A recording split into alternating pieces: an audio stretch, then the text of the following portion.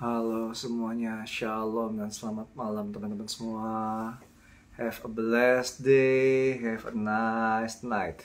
Oke, masih dalam suasana perayaan Yom Kippur. Dan di hari ini pada tanggal 10 bulan 10 tahun 2024, di mana pada sesuai kalender Ibrani adalah 8 Tishrei 5785. Tidak terasa bahwa kita sudah masuk ke hari ke-8 di tahun 5785. Wow, guys. Cepat sekali ya hari berlalu ya. Baru Rosh Hashanah tiba-tiba udah hari ke-8. Waktu hari-hari ini musim berjalan sangat cepat sekali. Sadar tidak sadar, perjalanan yang sangat cepat ini membutuhkan yang namanya kepekaannya kita. Membutuhkan yang namanya bagaimana setiap kita mau untuk yang namanya belajar menyadari hari-hari kita. Belajar menghitung hari. Dan sebagai firman Tuhan, ajari kami Tuhan untuk menghitung hari kami sehingga kami beroleh hati yang bijaksana. Jadi sangat penting sekali bagi setiap kita di hari-hari ini untuk terus mengingat waktu-waktu yang berjalan dan sangat cepat. Oke teman-teman, salah satu pesan Rosh Hashanah dan yang telah sampaikan beberapa kali dalam Yom Kippur adalah tentang kasih karunia. Rosh Hashanah di musim ini berbicara tentang kasih karunia Tuhan, betul? Nah, ada something yang sangat unik untuk kita ketahui secara bersama bahwa secara pada perayaan, kasih karunia ini sangatlah penting bagi setiap orang Kristen. Sekali lagi, kasih karunia ini sangatlah penting bagi setiap orang Kristen. Yang jadi pertanyaannya adalah apakah kita sebagai orang Kristen ini mengingat pentingnya kasih karunia, gitu ya? Karena kebanyakan orang berpikir bahwa kasih karunia hanya sebatas kayak blessing, betul? Kasih karunia itu sebagian besar orang hanya sebatas kayak untuk ya just enter the heaven, betul?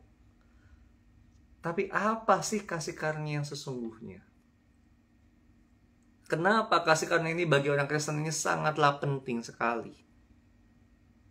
Kenapa kasih karunia ini bagi orang Kristen adalah sangat-sangatlah sesuatu hal yang bernilai harganya, teman-teman semua. Ini harus kita pahami. Oke. 2 hari lalu saya sudah sempat singgung bahwa kasih karunia ini adalah pemberian Tuhan yang sangat cuma-cuma lewat pribadi Tuhan Yesus. Dimana lewat kasih karunia ini sebenarnya kita dikembalikan sebagai wadah untuk nafas Allah bernaung. Nah, namun pada malam hari ini ada satu poin penting yang harus saya tekankan pada teman-teman. Kita bisa melihat pada Ibrani pasal 12 ayat yang ke-15. Sekali lagi, Ibrani pasal 12 ayat yang ke-15. Demikianlah firman Tuhan. Janganlah supaya ada seorang pun yang menjauhkan diri dari kasih karunia Allah. Ternyata teman-teman, kasih karunia Allah itu bisa dijauhi. Ya. Banyak yang berkata, kasih karunia kan Tuhan yang ngasih ke kita, berarti sudah ada dong bersama kita. Tapi masalahnya adalah kasih karunia ini bisa dijauhi. Kok bisa? Ya ini tertulis dalam Ibrani 12 ayat 15. Nah, kalau kita pelajari maknanya yang paling dalam ya, secara bahasa Yunaninya dulu ya teman-teman. Oke. Secara bahasa Yunaninya dikatakan seperti ini. Episkopon tes metis haisteron apotes karitos to theometris riza pikreas anno Pioza enoki kai di autes miatosin hoi poloi. Oke, kalau kita mau pelajari secara signifikan dikatakan begini. Episkopontes observing, amatilah. Oke, amatilah. Jadi kalau firman dalam bahasa Indonesianya kan dikatakan bahwa janganlah supaya ada kan. Tapi kalau ternyata dalam bahasa Yunaninya bukan janganlah supaya ada, tapi amatilah. Artinya Paulus penulis kitab Ibrani sedang mengingatkan kepada setiap kita untuk mengamati sekitaran kita.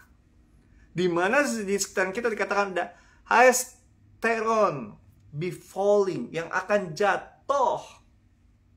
Yang akan jatuh dari karitos toteo metis. Oke. Jadi dikatakan akan banyak orang-orang hari-hari ini akan jatuh dari mereka itu seperti untuk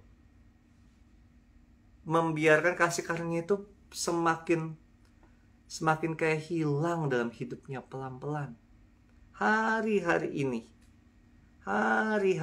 ini sesuatu hal yang ternyata kata penulis kitab ini amati. Di hari-hari terakhir itu akan banyak orang-orang yang seperti itu. Nah, oke. Jadi kalau kita mau melihat sangat baik ya. Jadi di sini menggunakan kata Di sini menggunakan kata me. Oke, me itu dalam bahasa Inggris less. Less itu bisa berarti bahwa tadi adalah seperti lack, kurang, kayak lack of knowledge, orang itu kurang pengetahuan. Jadi kehidupannya itu dalam pengetahuan akan Tuhan itu sangat-sangatlah sedikit gitu ya. Terus juga dia bisa juga bermakna sebagai yang namanya adalah nothing, gak ada sama sekali. Oke, nothing, gak ada sama sekali loh teman-teman. Jadi dikatakan hari-hari terakhir itu banyak orang yang ternyata dalam hidupnya gak ada kasih karunia. Sekalipun dia percaya Tuhan, ini gawat loh. Padahal kita di musim namanya musim kasih karunia di musim ini. Bahkan saya sebutnya adalah living in the grace and favor of God. Musim di mana ada kasih karunia, ada perkenanan Tuhan. Kenapa demikian? Karena tahun ini memang dipercayai sebagai waktunya Tuhan menyatakan the double grace. Waktunya Tuhan menyatakan dia sebagai double grace. Nah, masalahnya teman-teman, ini sesuatu hal yang sangat gawat bagi setiap kita. Kalau kita tidak ada atau kurang kasih karunia ini, itu akan berdampak buruk dalam hidupmu. Karena tis, riza, akan menyebabkan namanya menjadi akar, riza, dikata riza, akar, dikatakan akar dari pikrias, dari kepahitan, akar dari kepahitan, anopiosa, yang akhirnya dia menjadi enoki, membuat permasalahan-permasalahan, kaidiautes, yang hasilnya menyebabkan, ini semua menyebabkan miantosin hoi poloi make be devil, the man yang pastinya bisa membuat semuanya itu kayak devil. Apa istilahnya devil itu kayak kalau kita mau memperhatikan ini sesuatu yang sangat-sangat, kalau bagi saya kita sangat-sangat memperhatikan poin ini teman-teman, karena ini sangat penting sekali hari-hari ini. Karena ternyata di musim ini banyak orang itu akan keluar dari kasih karunia Tuhan dan bahkan tidak ada lagi tinggal di dalam kasih karunia itu. Itu akan membuat orang-orang seperti itu, dan ini bahaya loh teman-teman. Bagaimana dengan dirimu? Apakah kamu akan menjadi salah satu orang yang meninggalkan kasih karunia? Ataukah dirimu akan menjadi orang yang akan tetap berada di dalam kasih karunia? Apakah dirimu akan jadi orang yang akan mengitor kasih karunia? Atau dirimu akan menjadi orang yang tetap tinggal di dalam kasih karunia? Kenapa? Karena akan dia devil. Dia akan tercemar. Dan banyak banget yang menyebabkan semuanya tercemar. Ini yang bahaya guys. Bahaya. Jadi kalau saya mau minjem lagu yang berkata hati-hati gunakan, kan? Tanganmu. Gunakan kakimu gitu kan. Nah, ternyata di sini kita juga harus berhati-hati dengan yang namanya akar kepahitan ini. Karena akar kepahitan ini ternyata dia adalah sumber masalah-masalah yang membuat diri kita tercemar, teman-teman. Dan hari-hari ini kan sangat banyak kata Tuhan. Sehingga kita harus mengamati, mengamati kondisi ini.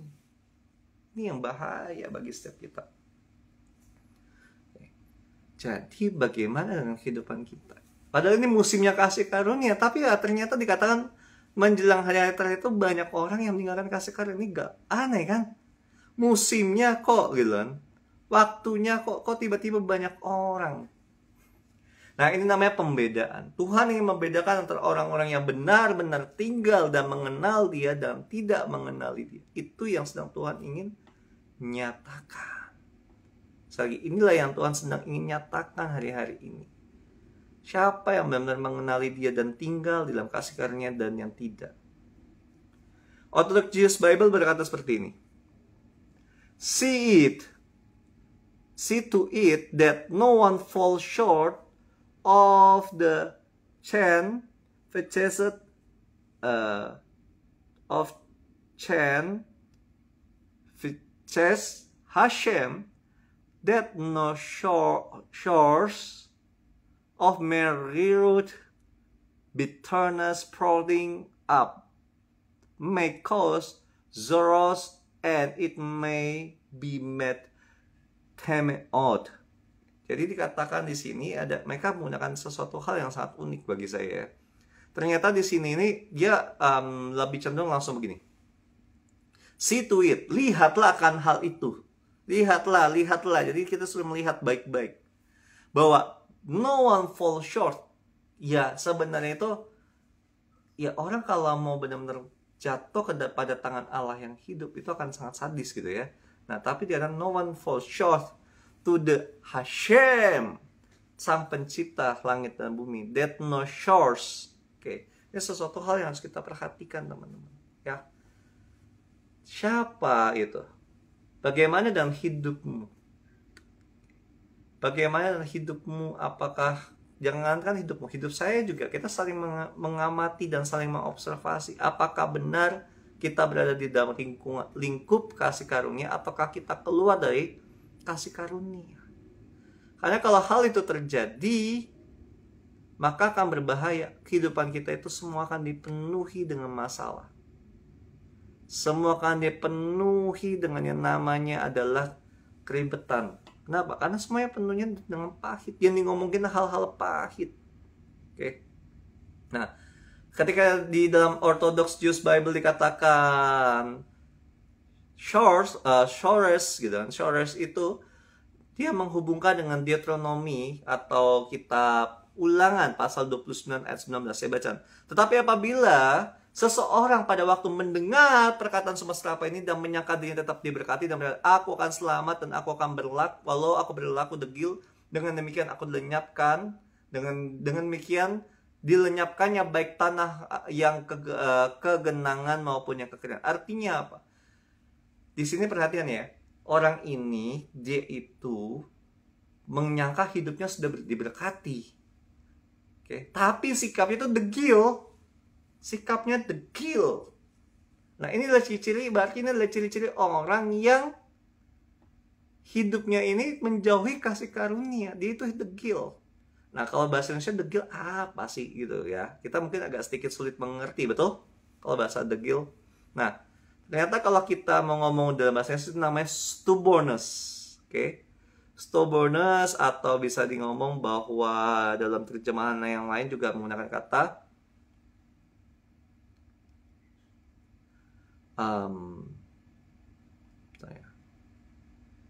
rebel. Orangnya suka memberontak. Stubborn, orangnya itu kayak apa istilahnya, stubborn itu keras kepala, ngeyel lah, ngomongin apapun ngeyel banget.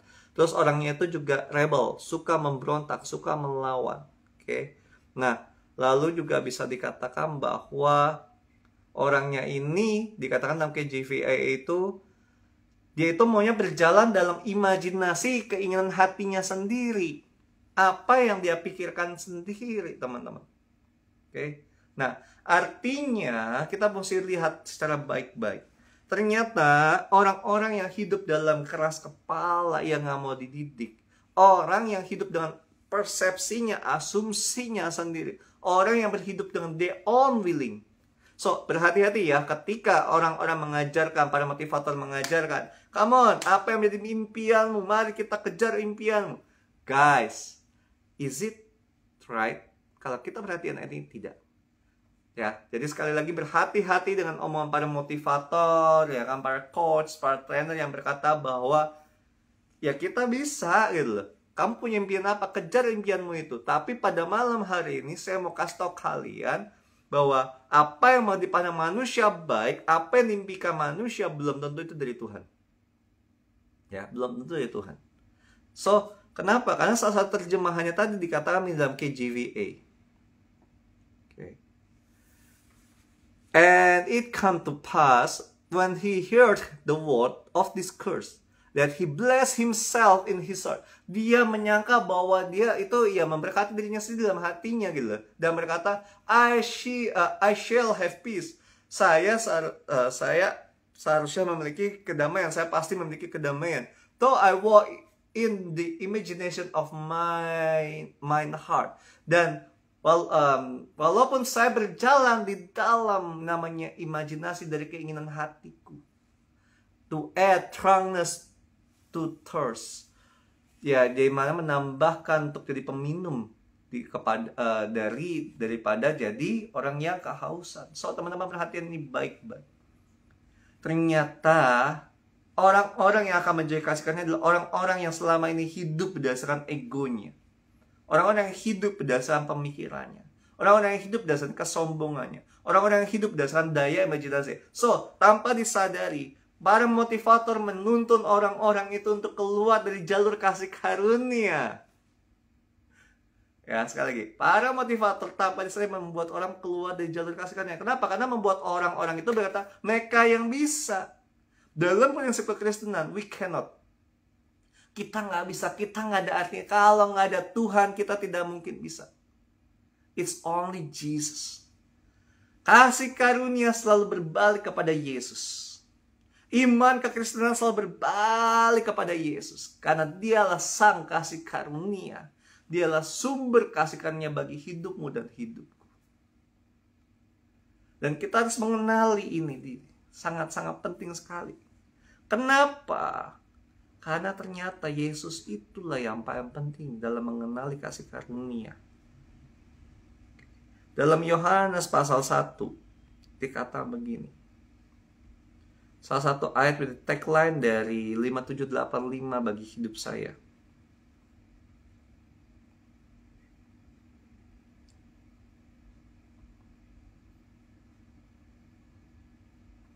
Sebenarnya saya cari dulu ya.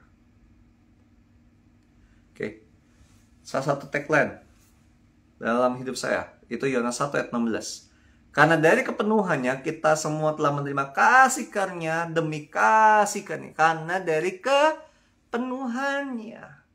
So, karena Kristus yang penuh, the wholeness of Christ, itu yang membuat kita hidup dari kasih karunia demi kasih karunia. From one grace to another grace. So, hidup kita itu selalu menikmati kasih karunia demi kasih karunia.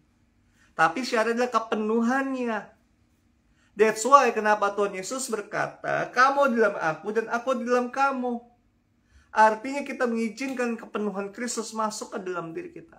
That's why kenapa visinya home di dalamnya itu adalah mengalami kepenuhan Kristus. Ketika Tuhan memberikan saya visi untuk home, bagaimana sangat penting seseorang itu menjadi anak Allah yang mengalami kepenuhan Kristus. Karena tanpa orang mengalami kepenuhan Kristus, kehidupannya itu nothing. Ketika kekristenan di luar Kristus, ketika kekristenan tidak ada di dalam Kristus, itu nothing, gak ada maknanya. Karena dikatakan dalam satu syaratnya Tuhan yang ikut Tuhan Yesus, sangkal diri, pikul salib, ikut aku. Menyangkal diri kita bahwa semua adalah Kristus dan Kristus dan Kristus dan Kristus. Dikatakan juga oleh Rasul Yohanes dalam salah satu suratnya dikatakan bahwa barang siapa adalah percaya kepada Yesus dan adalah benar anak Allah, maka ia wajib hidup sama seperti Kristus hidup. Artinya dalam kehidupannya mereka sehari-hari itu mencerminkan tentang Kristus. Sehingga dalam kehidupan yang mencerminkan Kristus itu ada kasih karunia demi kasih karunia yang bahwa mereka melihat kebaikan kemurahannya Allah. So teman-teman, kalau orang, jadi intinya gini, ketika orang yang hidup dalam keinginannya, ketika orang hidup di dalam egonya, ketika orang hidup dalam kemauannya, ketika orang hidup dalam keras kepalanya dan sesuai semuanya maunya sesuai dengan konsep dia, dan tidak mau hidup untuk mengenal Kristus, itu adalah ciri-ciri orang-orang yang sudah bisa dipastikan dia itu masuk dalam pengamatannya kita bahwa itu adalah ciri-ciri orang yang pasti dibinasakan. Orang yang hidupnya tidak dalam kasih karunia dan tinggal menunggu waktu untuk kehidupan orang itu pasti banyak masalah. Pasti orang itu akan mengalami banyak problematika. Ada aja. Kenapa? Karena dia nggak mengenali Kristus. Dia nggak mau tinggal dalam kepenuhan akan Kristus. That's the point yang kita harus mengerti. Makanya kenapa ada perayaan Yom Kippur, di mana semua itu harus mengingat ada darah Yesus, darah yang mahal yang dicurahkan bagi setiap kita. Karena darah Yesus yang mahal tersebutlah yang membuat kita itu bisa mengingat kebaikan dan kemurahan Tuhan. Dan membuat kita bisa tinggal di dalam kepenuhan Kristus dan mengalami kepenuhan Kristus. Karena dengan kita tinggal dan mengalami kepenuhan Kristus itu yang akan membuat setiap kita untuk mengalami yang namanya adalah kasih karunia demi kasih karunia. Kasih karunia demi kasih karunia. Kalau tidak ya kita akan hidup dalam pahit, gampang banget. Senggol dikit, langsung marah-marah, langsung hidupnya dalam kepahitan. Dan bahkan bisa membuat orang lain juga ikutan tercemar, teman-teman. Ya, jadi malam hari ini pastikan dia mengerti bahwa ada jebakan Batman yang sedang iblis siapkan. Salah satu hal yang harus kita ingat dan ngeh baik-baik di dalam 5785 adalah tentang namanya Bahtera Nuh. Oke. Ketika Tuhan menyampaikan kepada saya bahwa 5785 juga terkait dengan Bahtera Nuh, saya sampai bertanya, why God? Kenapa 5785 ini identik dengan Bahtera Nuh? Makanya teman-teman yang Rosh Hashanah itu kalian lihat di gambar yang dibikin tuh ada namanya pelangi, Magic Kuhid Biniu. Nah, di sana sebenarnya menggambarkan tentang prinsipnya kondisi Bahtera Nuh. Oke, Bahtera Nuh itu adalah Nuh dan keluarganya itu menerima kasih karunia-Nya Allah. Mereka masuk ke dalam Bahtera, mereka aman dalam lindungannya Tuhan. Tidak ada kuasa apapun yang bisa membuka pintu Bahtera karena ditutup oleh Tuhan langsung. Bencana, kemusnahan semuanya terjadi di atas muka bumi ini, tapi Nuh dan keluarganya aman di dalam Bahtera itu. Kok bisa? Karena mereka adalah orang pilihan yang mau tinggal dalam kasih karunia. Tapi kenapa mereka bisa? Karena ternyata kalau kita perhatikan ya teman-teman ya, Nuh itu bergaul karib dengan Tuhan. Dia mengalami kepenuhan Kristus. Dia bergaul dengan Allah. Kalau teman-teman baca dalam Kejadian 6 ayat 9 ya. Kejadian 6 ayat 9. Mundur dulu deh, kita baca Kejadian 6 ayat 8 dulu deh. Tetapi Nuh mendapat kasih karunia di mata Tuhan. Nuh mendapatkan kasih karunia di mata Tuhan. TUH-nya huruf gede loh teman-teman. Kalau TUH-nya huruf gede, arti itu ngomongin Adonai Hashamayim. Ngomongin YHWH langsung. So, dia itu dari awal itu sudah mendapatkan kasih karunia. Jadi pastikan dirinya teman-teman mengerti hal ini. Kasih karunia itu bahasa Ibrani adalah chen, grace. Oke. Dan juga itu ternyata itu terkait dengan favor. Huruf chen ini ternyata terkait dengan favor. Oke. Nah, kita harus benar-benar mewaspadai, kita harus mengerti dengan benar makna ini. Tidak boleh tidak. Oke. Tulisan CHEN, bacanya hen, gitu ya, hen. Nah, oke. Nah, hen itu bisa bermakna favor, bisa bermakna grace, gitu ya, elegance, acceptance. Jadi ternyata Nuh itu dia mendapatkan perkenanannya Tuhan, dia mendapatkan kasih karunia Tuhan, dan dia diterima oleh Allah. Tapi kok bisa seorang Nuh mengalami hal itu? Oke. Karena ternyata pada ayat 9 dikatakanlah apa? Nuh itu bergaul karib, bergaul dengan Allah. Sedangkan kondisi yang ada di muka bumi ini, manusia ini sudah rusak. Maka kalau teman-teman lihat di dalam Kejadian ayat 3 dikatakan gini, berfirmanlah tuh, Rohku tidak akan selama-lamanya tinggal di dalam manusia, karena manusia itu adalah daging, tetapi umurnya hanya 120 tahun saja. Oke, kalau teman-teman lihat lagi di ayat 4 ada raksasa segala macam. Lalu perhatian ayat 5. Ketika dilihat bahwa kejahatan manusia besar di bumi, bahwa segala sesuatu kecenderungan dari hatinya selalu membuahkan kejahatan semata-mata. So, hatimu bisa menimbulkan kejahatan, teman-teman. Itulah kecenderungan manusia menjadi wadah yang kotor, yang rusak, sehingga telah kehilangan kemuliaan Allah. Ini yang harus kita perhatikan bersama-sama, teman-teman semua. Ini harus kita mengerti bersama-sama, teman-teman semua. Bahwa Tuhan ini mau mengingatkan kita hari-hari terakhir iblis akan membuat kita keluar dari hendak Tuhan. Dari kasih karunia-Nya Tuhan. Tapi Nuh tidak. Karena Nuh menjaga hubungannya dengan Tuhan. Nuh membuat dirinya tetap mengenali Tuhannya. Dia bergaul dengan Tuhan. Makanya itu sesuai dengan kitab Daniel. Tetapi umat yang mengenal Tuhannya akan tetap kuat dan bertindak. Sehingga ketika Tuhan menyuruh Daud untuk membahtera di atas gunung, dia kuat. Dia nggak mau terintimidasi oleh tetangganya, dia nggak mau diintimidasi oleh kerabatnya. Dia taunya Tuhan suruhnya itu, dia kerjakan itu. Oke. Nah, kalau kita perhatikan baik-baik ya, di sini kata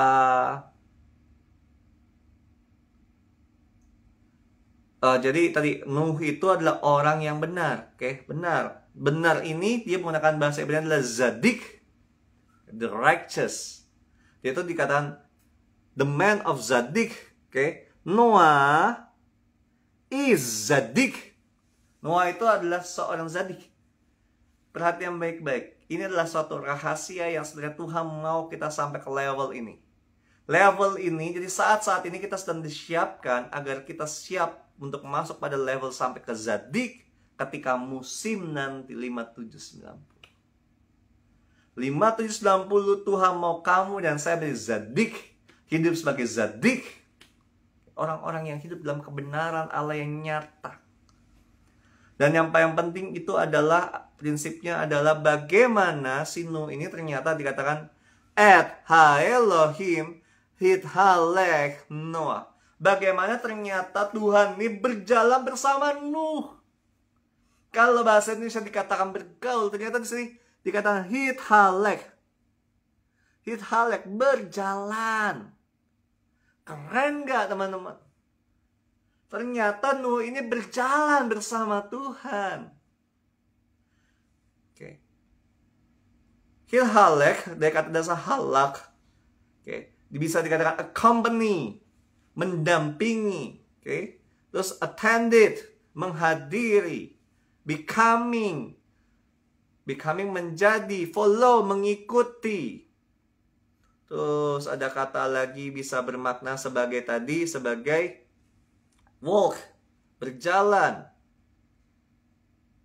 Jadi move, bergerak. Jadi ternyata Nuh dengan Tuhan berjalan. Teman-teman, kalau kita ngomongin manusia berjalan dengan Tuhan, apakah teman-teman teringat sebuah peristiwa yang sangat unik pada perjanjian lama? Tahukah Anda, Adam adalah manusia pertama yang sudah dikatakan di manusia berjalan bersama Tuhan. Adam itu adalah manusia pertama yang dikatakan manusia yang berjalan bersama Tuhan. Ingat teman-teman? Ingat apa ingat, ya kan? Kebanyakan orang akan melupakan prinsip ini. Padahal kata Abraham itu berjalan bersama Tuhan itu sangat penting loh bagi kita orang Kristen loh, untuk memperhatikannya. Sayangnya banyak yang gak ngeh, hanya mengabaikan. Taunya apa? Ya, biar Adam nanti dibikin Tuhan dibikin Tuhan tertidur karena kecapean, lalu Tuhan membikin Hawa. No, Tuhan gak hanya seperti itu. Itu ada maknanya tahu. Itu ada maknanya kenapa Adam itu dikatakan berjalan bersama Tuhan. Oke. Di dalam Taman Eden. Dan di bagaimana sampai Tuhan itu memberi taukan kepada Adam untuk memberikan nama dan lain-lain. Begitu ya. Oke, sebentar ya.